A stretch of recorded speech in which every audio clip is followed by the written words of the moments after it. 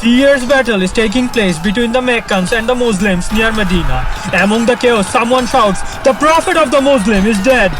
The news spreads like a wildfire and strikes the heart of the Muslims in the battlefield. Does this mean that the tide of the Islam will end at the footstep of Mount Uhud? This is the story of Battle of Uhud.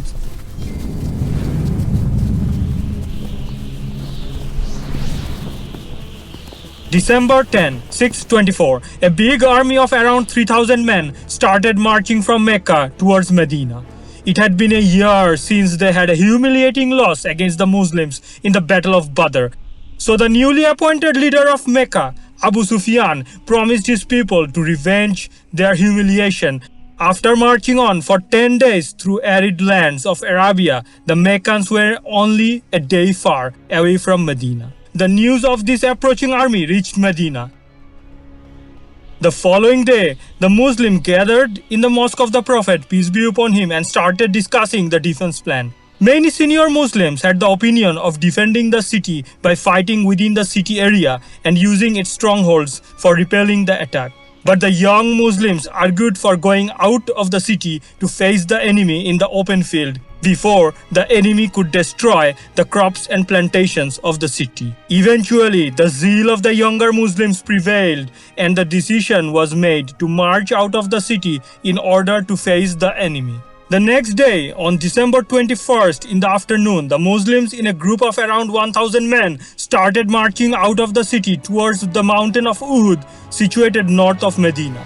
Although Mecca is located in the south of Medina, the Meccan army could not reach Medina from south as Medina has a natural defense by mountains from three sides, east, west and south. The narrow passage through these mountains were not suitable for the marching Meccan army to launch an attack. So they planned to attack Medina from the north as there was more open land there. Accordingly, they camped near Uhud mountain on 21st December and started preparation for the attack. However, the Muslims did not march straight towards the enemies. Rather, they took a detour towards Uhud mountain in order to find a better strategic position for the battle and reach the lower slopes of Uhud by avoiding the enemy army and camped there for the night.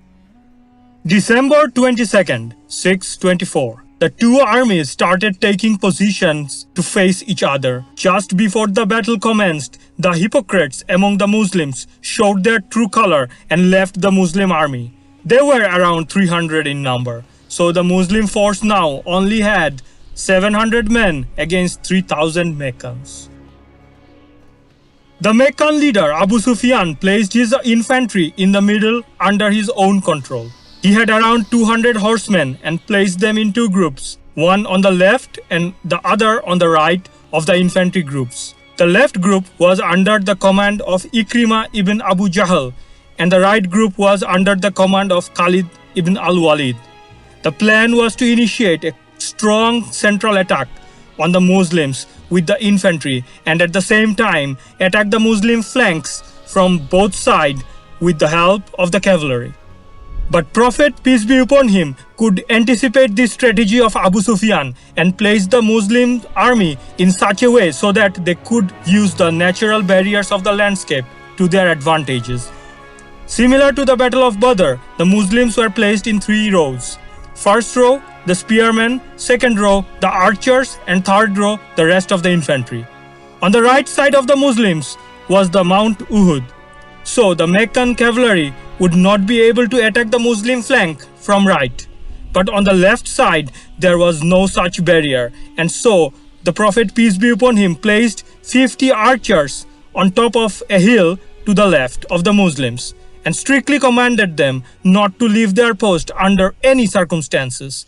This group of archers would be able to repel the advancement of Meccan cavalry to the left of Muslim flank. The main battle started when the Meccan standard bearer Talha ibn Abi Talha came forward and challenged the Muslims to send their best warrior to a duel. By the command of the Prophet, peace be upon him, Ali ibn Abu Talib radiallahu ta'ala anhu emerged to face the challenge. Talha attacked with his full might, but Ali radiallahu ta'ala anhu could deflect the attack of Talha's sword with his shield in one hand and with his sword on the other strike with a swift slash. And with this one strike from Ali radiallahu ta'ala anhu, Talha received a fatal wound and was incapacitated. Talha's brother Uthman ran to catch the fallen banner and challenged another duel.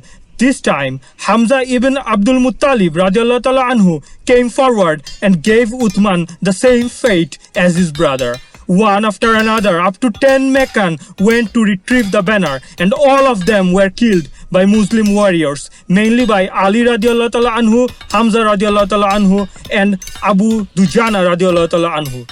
Each of these encounters cracked the confidence of the Meccan army and boosted the spirit of the Muslim. After the duel, the Meccan army charged with the full might of their infantry. Simultaneously, the cavalry advanced to attack the flanks.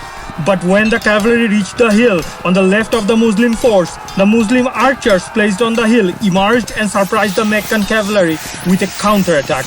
The Meccan cavalry had to retreat after some casualties. In the meantime, the Meccan infantry could not break through the Muslim ranks. Their cracked confidence now crumbled totally and they lost their morale. The Muslims started to counterattack and pierce through the Meccan ranks. Soon, the Meccan's army lost its discipline and started fleeing haphazardly from the battlefield. The Muslim advanced all the way to the Meccan camp and the victory seemed close to hand. Seeing this, most of the Muslim archers stationed on the hill thought the battle was over and they left their station to plunder the enemy camp. However, the fleeting Meccan cavalry did not go far enough. Their commander Khalid saw the Muslim flank was vulnerable and decided to launch a counterattack. With around 100 to 120 men, he turned back and attacked the remaining archers on the hill. There were only 10 archers left on the hill, and their force was not strong enough to repel the Meccan attack this time. The Meccans could overpower them and attack the Muslims from the back. A great chaos and confusion followed as the rejoicing Muslims got attacked from the rear. At the same time, some of the fleeting Meccan infantry turned back and joined the battle after seeing the counterattack of the cavalry. Now the Muslims were under attack from both ends, and this broke the Muslim lines. Amidst this chaos, many Muslims lost their lives, including Hamza radiallahu ta'ala anhu, and the Prophet, peace be upon him, himself got injured. A rumor spread at the battlefield that the Prophet had fallen. This completely shattered the Muslim morale and they started to disperse and flee. But soon, it was confirmed that the Prophet, peace be upon him, was not killed and he was still bravely resisting the Meccan attempts on his life with help of some companions.